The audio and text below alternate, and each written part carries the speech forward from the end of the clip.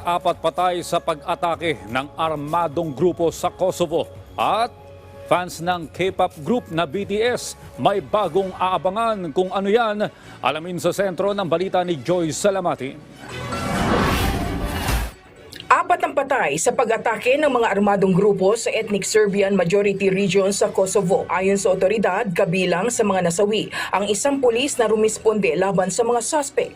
Bagamat wala pang grupong umaako sa insidente, 3 sa mga umatake ang nasawi. Inakusahan naman ng ilang opisyal ng Kosovo ang mga Serbian kriminal na nasa likod ng nasabing pag-atake. Mababatid na karamihan sa naninirahan sa Kosovo ay ethnic Albanians na dating probinsya ng Serbia. Hindi kasi matanggap ng Serbia ang Declaration of Independence ng Kosovo noong 2008 at kanila pa rin kinikilala ang Belgrade bilang kanilang capital.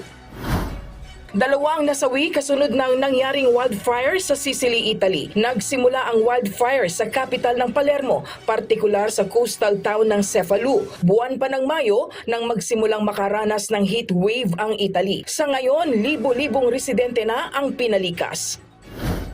May bago namang aabangan ang fans ng global sensation at K-pop boy group na BTS. May bagong digital single kasi na ilalabas ang youngest member ng group na si Jungkook.